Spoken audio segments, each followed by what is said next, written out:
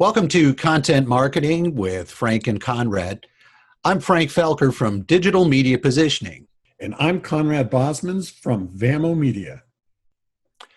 Conrad and I have joined forces here to try to put together a series of webinars that talk about the power of content marketing to brand your company or brand you personally through digital media and the power that's available to us all through social media and blogging and video and all the wonderful outlets that are available to everybody today. And what we thought would be a great idea to explain how content marketing works and how it can benefit you would be to do a series of case studies where we talk about companies that are doing a great job with content marketing, show you what they're doing and what kind of results they're getting, and make it a little bit easier for you to understand how you could do that for yourself. So today we're going to talk about a particular company that Conrad has zeroed in on and done some research into. And so why don't you tell us a little bit about that, Conrad, who the content marketing expert in question is and his company. Frank, it's really a great case study for anybody because the company that we're talking about is a in-ground fiberglass pool company called River Pools, and they're right there in your neighborhood in Northern Virginia. So it's not a classic digital case study. It's that brick and mortar, which I think is going to be great for our audience. So essentially, there was a guy, Marcus Sheridan, who is one of the owners at River Pools, and back in 2008, they were hit by the recession real hard, like a lot of businesses were, and their business was struggling. And Marcus knew that he needed to do something, and they needed to do something immediately, or they were going to be out of business. And so he made the decision to become the most helpful pool company on the internet, and decided that he was just going to take the frequently asked questions of their customers and clients and future customers and clients and answer them. And in doing so, he has really created a blueprint for how to succeed with multimedia content marketing. Great. Well, let's take a look at what he's doing here. You have done some good research and some screen grabs and some quote grabs from Marcus. So let me start with here, his homepage. Pushing this up on the screen. Give me 1 second. Here it is. And why don't you tell us what we're looking at here, Conrad? Well, it's funny. You and I had spoken about this before, and I think that your initial observation is key because you weren't really that impressed with the site per se. Hey, it didn't wow you. And I think that's significant because a lot of people think when they create a site for their businesses that everything needs to be perfect. And that is not the case. It's the farthest thing from the case in a lot of instances. So in this particular situation, you're looking at, he's concerned about content. And so as you look at the boxes at the bottom there, you see that you download your free report, get your free educational information. That's really what this site is all about. He wants to provide a valuable resource. And just because the site itself doesn't have all the digital bells and whistles does not mean that it's not providing extremely valuable content to his audience.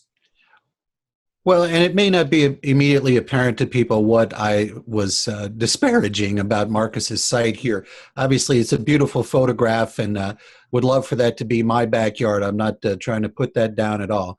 But the boxes at the bottom of this screen here, the font is like, completely 1987.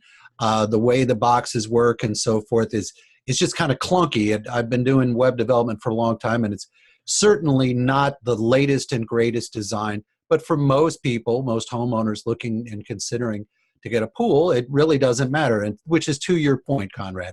We got to go with what our consumer, what is important to our client. The next point I want to make about this page is I expected that as I clicked on each one of these boxes, I was going to be asked to register with Marcus's site so that they could get my name and email address and maybe my zip code before they'd send me any of this free information. And I was so surprised that they didn't require any of that. And all of this information is absolutely free, no obligation, no registration, no nothing. And I was very impressed with that. Yeah, exactly. Because it gets back to that psychological element of the give and the get. And so clearly he's going to be as generous as possible and as helpful as possible, and earn the trust of his audience or prospective audience before he asks for something in the form of an opt-in. Which is, brings us then to our next point here, which is it being so free and generous with this information has not hurt his business. Each of these push pins represents a pool that he has installed in his area. Exactly. He's giving something away, but in the end, that gift has obviously made him a very popular guy. And anybody who would like to visit Marcus's site, I'm pretty sure it's riverpools.com. So it's a pretty straightforward thing. Or if you just do a Google search on River Pools, Virginia, you will find his website and be able to see all this stuff. So let's move forward to some really powerful and pithy quotations that you've pulled that Marcus has shared in terms of his philosophy. So the first one here is, we decided to be the best teachers in the world about our business. What does that mean to you, Conrad? Well, it's in the context of content marketing today and becoming better known, liked, and trusted online. I think that's a very profound statement, because ultimately he is influencing by educating. He's decided that that's the best way to become better known, liked, and trusted by his audience. And by embracing that, I think clearly the audience it's resonated with the audience because he's provided so much help. And you and I talk about that so much, and about positioning ourselves and our clients as the educators and advocates for the success of our audience, our clients, our prospects, and so forth. And the best way that we can do all of this is by sharing information, sharing knowledge. People have questions, and the internet is this sum total of all of humankind's knowledge built up over the years. But as a result, the knowledge base keeps growing and growing, and people keep having new questions. And here, what he's done is, I love how he says, he didn't say we decided to be the best pool installers, or even we decided to be the best marketers. We decided to be the best teachers in our industry, and that has skyrocketed his company to success. Yeah, and there's a lot of business owners out there that may look at that and say, well, I'm not a teacher and I'm not in the teaching business. What's the value to me? And that's really the secret sauce here, because while he's teaching, he's demonstrating, not only demonstrating his expertise and his value to the equation when people are searching for a pool or considering having a pool, he's also building a case for his company, helping them solve their problems. It's great. Yes, he's implicitly positioning himself as the expert, but he also is positioning himself as a giver, as somebody you would like to do business with. And so even though it doesn't seem obvious how this benefits a business person, the results are clear in his case. Without a doubt. And the results, let's take a look. One last thing, the results from a statistical standpoint are proving that this strategy is far more effective than a lot of the old, I'm going to throw an advertisement at you and hope you'll answer my call to action. Interesting. Well, and as business people, that's what we're really interested in. What works? Let's go to the next quotation you've derived from Marcus here. Sorry. So, in becoming a teacher, they decided what they wanted to do was literally answer every question a consumer could possibly have about buying a fiberglass pool. Now, I know that fits right in with your voice-activated marketing, so tell us what that means to you, Conrad Bosmans. Well, when people are thinking about digital marketing, they're thinking about having their website, et cetera, that dirty little acronym that I don't really like to use, and you and I have talked about before, SEO, rears its ugly head. And in the past, people had found a way to game the Google search engine algorithms. And so trying to maximize your rankings became this little cat and mouse game with Google. But fortunately, Google's got a lot of smart people over there that are onto that. And so the games of just cramming a lot of keywords into your site and trying to game the system don't work anymore. What Google's really trying to do now is identify who the authorities are in a particular industry or a particular thought sector. And that means really using the language that your audience uses when they're searching for your help online, because that's how the vast majority of customer journeys begin.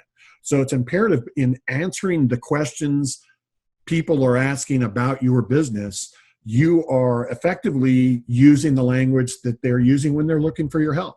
And so by answering those questions, you gain authority with Google and you gain authority with your audience, and that makes you a lot easier to find online.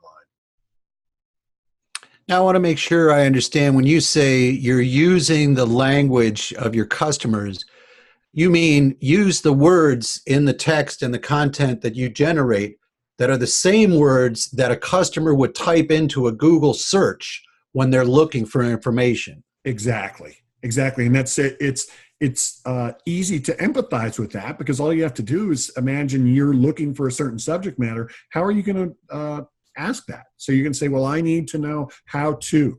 I want to find out more information about fixing something.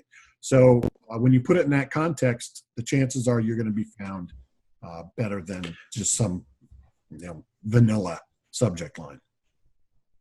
Well, and another point I would like to make about that is that if you're wondering what you as a business person are wondering, what words should I use?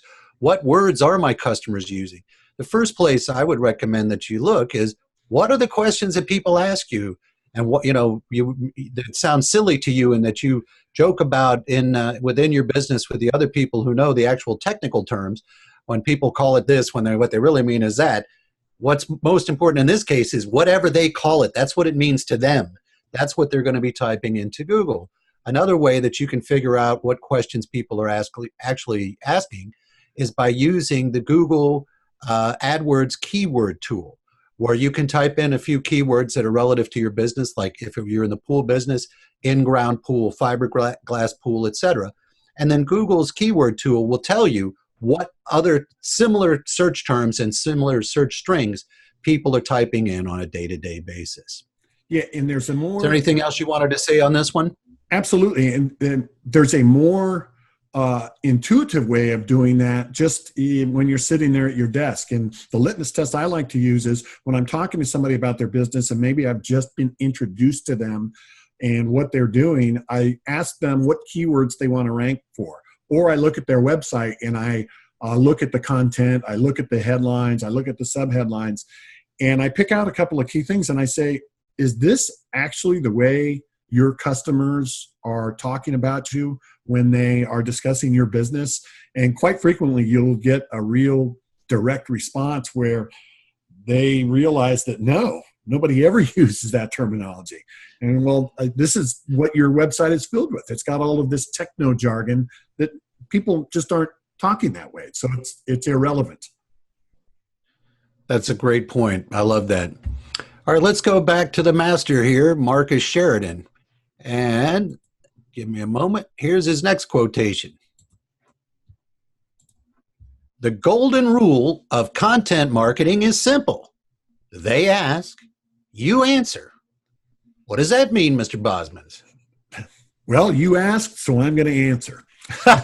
Thank you. Yeah, I think there's a tendency for folks when they hear about content marketing and they see that, hey, I need to have a blog. Hey, I need to be sending email autoresponders. Hey, I need to be better at video marketing. I think there's a tendency to believe that you have to establish this scientific, highly creative content management calendar. So you can decide what you're going to talk about. And the reality is you don't need to decide what you're going to talk about. They're going to ask, you answer it, and there's your editorial calendar for the next year. Wow. That doesn't sound that complicated. So are you saying then if there's 12 months in a year, you put together the 12 most frequently asked questions of your clients, and there's your content management calendar for the year? Exactly. And I think that the they ask, you answer illustrates it's not about you creating things. It's about you being market driven and listening to what they want. And it couldn't be any more simpler than just answering the questions they're going to ask you. You know, it's fascinating. This guy, Marcus Sheridan, it seems as though this just occurred to him or appeared to him as an obvious thing to do. And yet it seems totally counterintuitive to most of us to be completely forthcoming with all of our most valuable knowledge and all of our trade secrets and be completely transparent and let everybody, including our employees and our competitors, know all of our secrets. And that's the road to success. Yeah, it's counterintuitive because you think you're giving away the golden goose. But the reality is, a great example I heard, and I think it was somebody from Copy Blocker Media, they were talking about the fact that they had given away essentially an entire book in the form of emails and PDFs, white papers, etc. And all of that information was available free online if somebody had just searched for it. But they were also selling all of that information in a book, and were able to continue to sell that information to people who had downloaded maybe little subsets of it.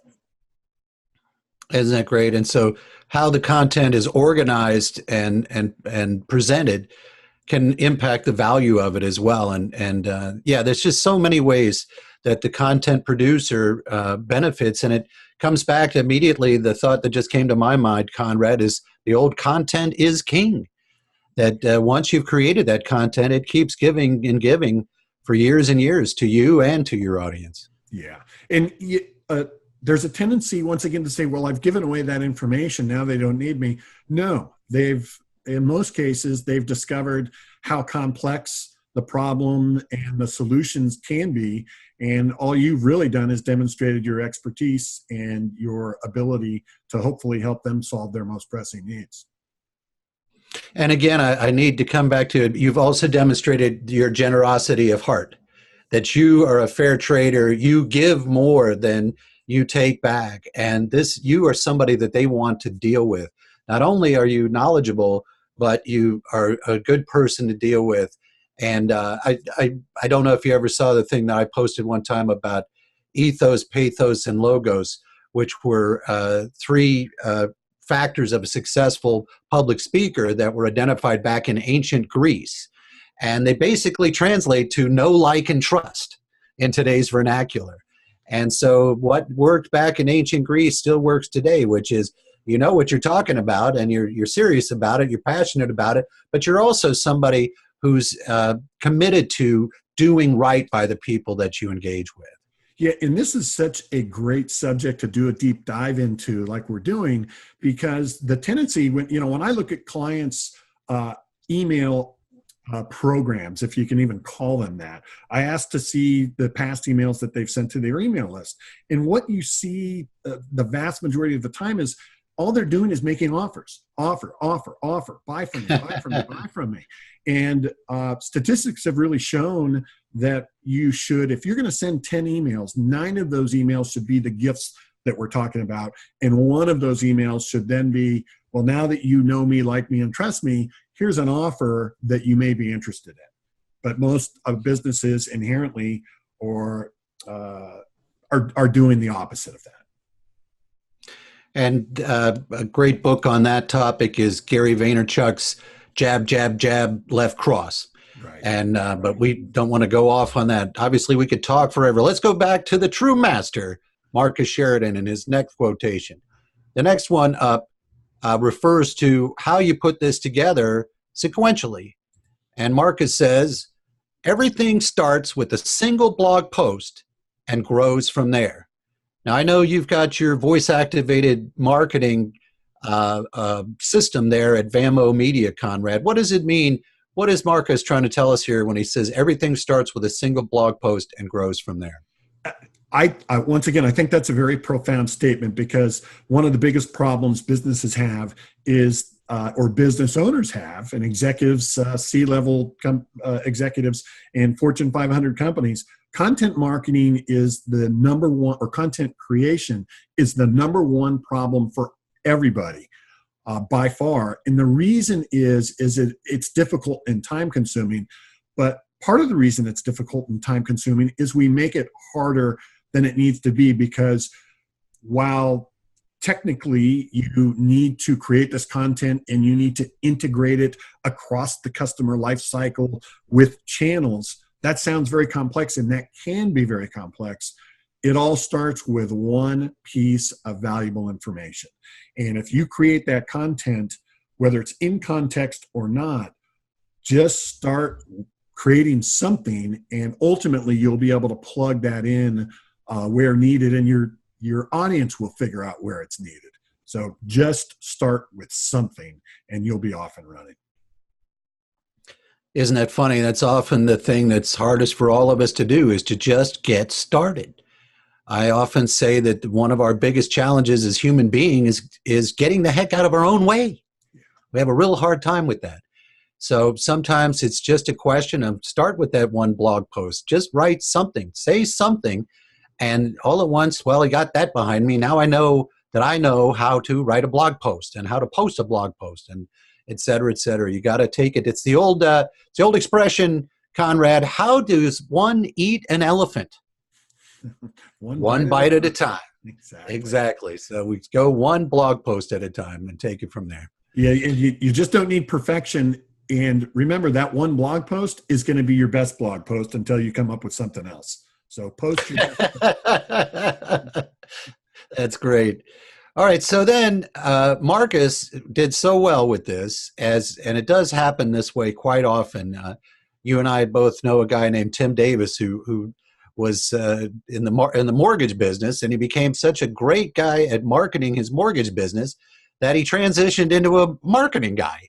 And now that's what he does, is he teaches marketing to mortgage bankers and to real estate agents. And the same thing happened with Marcus here. He's now started a marketing company. And here's what his a quote that you pulled from him relative to the services that he offers to the companies that he helps with his marketing training.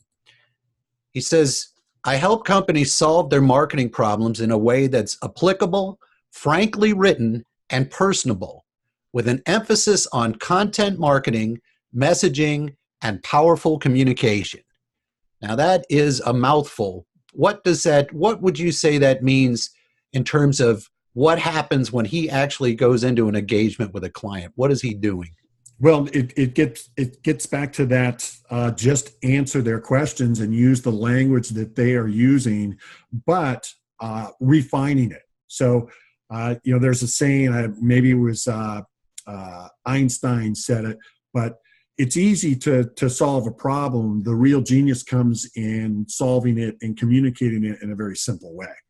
So simplicity is elegance, I think was really what it came down to. So you can solve those things, but ultimately you're going to need to carve it or shape it into something that's going to be easily digested by your audience. And therein lie where the real work comes in. You make me think of something also here that is, just as you say, that the real genius is in communicating it clearly, whether that be simply or however you're able to do it. Certainly simple is easier to digest. But I have found that many times the biggest challenge, or one of the biggest challenges that the people that I work with have, is just that, communicating. They know what's great about their company. They know what's great about their years and decades of experience that they have. They know the value of the problem or the solutions that they bring to their clients' problems, but they are absolutely frozen when it comes to trying to communicate that to their audience. And so that's something that I know you do at VAMO Media. What do you think what's the magic wand that Conrad waves over this problem and makes it easy. Well, you bring up a great point, and I think every business suffers from that in one form or another. I was meeting with the manager of a local real estate office, and he said one of his biggest problems was just asking the question of an agent, hey, what makes you different or better than the guy down the street? And he would get blank stares. And it's ironic because you'd think that would be just so fundamental to their everyday existence and trying to establish yourself as the person they need to do business with. But I think the real takeaway is that you need to have a talk. You need to be able to convey whatever it is you do in that elevator speech context. So if you don't, you're going to have some problems. And I think that fits right in with the next quote from Marcus in terms of who he helps and how he helps them. He says, I help people who are frustrated about making content marketing successful to build traffic, leads, and sales. He helps people who are tired of being invisible online. He helps people who want to be a thought leader and voice in their industry. And he helps people who want to do things digitally that have never been done in their field before. That's a lot. That's a pretty tall bill to fill there. But it sounds as though what he's doing and what you do with voice-activated marketing hits all of those check boxes in spite of the fact that it seems so challenging. Yeah, well, and the real takeaway from that, Frank, is that what he's doing is he's speaking to his audience and said, look, if this is you, I know who you are. I know what your problems are, and I'm going to be able to give you a solution. So that's a valuable takeaway for people as they are setting up their websites or they're communicating in any form with their audience or their prospective audience. You need to make sure they know they're in the right place and that you're there and you're capable of solving their problems. And I think he's done a terrific job of that because that's going to resonate with anybody who's feeling those pains. There's one line in there about being invisible online. I used to do it as a live seminar, and I did it as a webinar, and I think it's still on YouTube somewhere. It was called, Are You Invisible Online? And there was something that you said in a recent talk that we had that it's bad enough that you're invisible, but so many people that you talk to are not only invisible, but also have digital bad breath and irrelevant. Irrelevant was what I was looking for. You're not only invisible, but you're irrelevant. Yeah. And then, if you're not invisible and people do find you, then you said they have digital bad breath. So let's go through that. Obviously, invisible online means, or what it meant in the webinar and seminar I would give was that it was a search engine optimization challenge that people type in, plumber, Laguna Beach, California, and your company is not coming up. That means you're invisible online. So what does irrelevant online mean? Well, in irrelevance, it means that you're visible and they found you, but when they got to your site, it was not addressing their problem. You had you've got, we always talk about the digital brochures, which is what a lot of people's websites really are, but they got to their website, they have a problem, but you are not talking about their problem, just like Marcus was talking to those problems specifically. So not relevant. Okay, and then the bad breath is, what's that? I show up at your website, I found you, but you smell bad. What does that mean? Yeah, well, okay, I'm on my mobile device where the majority of people are performing these searches. I found you. You may have relevance content in there that addresses my needs, but your website may not be mobile responsive. So the first thing you're doing to me is making me squint. And as I said to you before, squinting is very bad for business. And your first impression is really turning people off. Well, we can't have any of that. Well, there's a couple more things that Marcus had to say, but we're running a little bit short on time here. I wanted to go to something that I think is really critical and that you pulled from your readings of Marcus Sheridan. And let me go to that right now. This was something I was kind of surprised that he addressed, which is, and this is in your communication, and your content generation, be gutsy. Write stuff your competition won't. Don't be afraid to push thought in your industry. What does that mean to you, Conrad? Well, clearly everybody's trying to establish their unique selling proposition. So if you're doing something that your competition's not, obviously that's a great first step. But I think there's a tendency in any business to toe the company line or the industry line where, hey, this is the way things are always done. I was at a real estate a local realtors meeting yesterday, and I was looking around the room, and I was seeing how everybody was naturally interacting. They were networking, but I was also observing there was a company speaking about mortgages, and their content was the same stuff that I've heard, and I know and like the people, but it was the same canned presentation. There were statistics, and I think a lot of cliches for that particular industry. And I was envisioning how they could have presented what they do differently and gotten the crowd to start nodding their heads and engaged with it. And had they instead started asking questions, had they instead posed questions that nobody had ever heard before, I think they would have broken through and differentiated themselves. And so I think there's a great opportunity there. I agree completely with everything you just said. And I think there's also an additional layer to this, which has to do with authenticity and transparency. That we tend to, when we're speaking to strangers or to the public or into a camera or a microphone, get a little defensive and put some walls up around ourselves and not allow our true nature to shine through.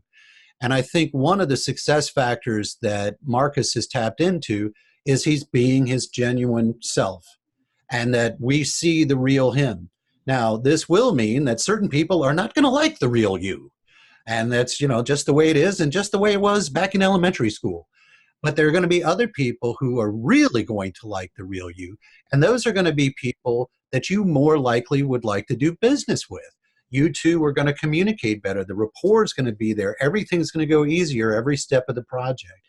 And so I feel as though, in addition to not worrying about ticking off your competitors by giving up a trade secret that, they've held dear for 5 centuries, and now everybody knows it. In addition, I think you need to sort of open up your own secrets and make sure that people know exactly who you are and have that level of guts. That's a great point, Frank. And it gets back to that. If you're trying to please everybody, you're going to please nobody. Absolutely correct. Well, this has been fantastic, Conrad. And I really thank you for coming up with this idea of us talking about successful content marketers, and also pulling out the Marcus Sheridan River Pools as a great first example.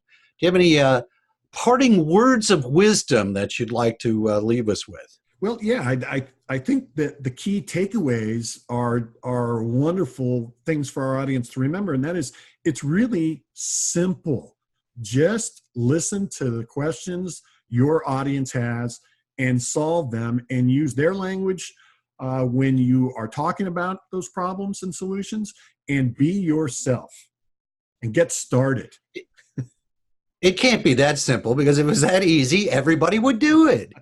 We can't have that. Yeah, well, unfortunately, or therein lie the opportunity for anybody. If you just answer questions, use the language, and get started, you're going to have a leg up on your competition. So I guess that's the moral to the story, right? Yeah, and you know what? It just occurred to me when you said that. I have an example that people can look to, where you just said, find out what the questions are that your customers are asking. And so I have a client that I produced a few videos for, Fred's Best Windows, Doors, Siding, and Roofing, again in Northern Virginia. And if you go to fredsbest.com and look for the recent projects navigation button up in the nav bar at the top, you'll see a series of videos that we produced with his clients. And what we do in those videos is we actually take them through that. So before you started in this process, what were you thinking? And they talk about all the questions and what they took from contractors they talked to and problems they ran into. And this is the kind of thing that any company, a software company, you name it, could go out, put a camera in front of a couple of people from one of your client companies or client households and say, what are you thinking? When you went into this process, what were you thinking? And that's the best kind of market research you could do. And you also end up with a wonderful testimonial video when you're done. That's a terrific example. And anybody who's watching this or listening to this, they've all got great stories. So just tell those great stories or get those great stories from your customers, and you're going to be off and running for your content marketing. Well, thank you, Conrad, and thank you to everybody who's sat in with us today. Until next time on Content Marketing with Frank and Conrad, I'm Frank Felker. And I'm Conrad Bosmans. We'll see you guys next time.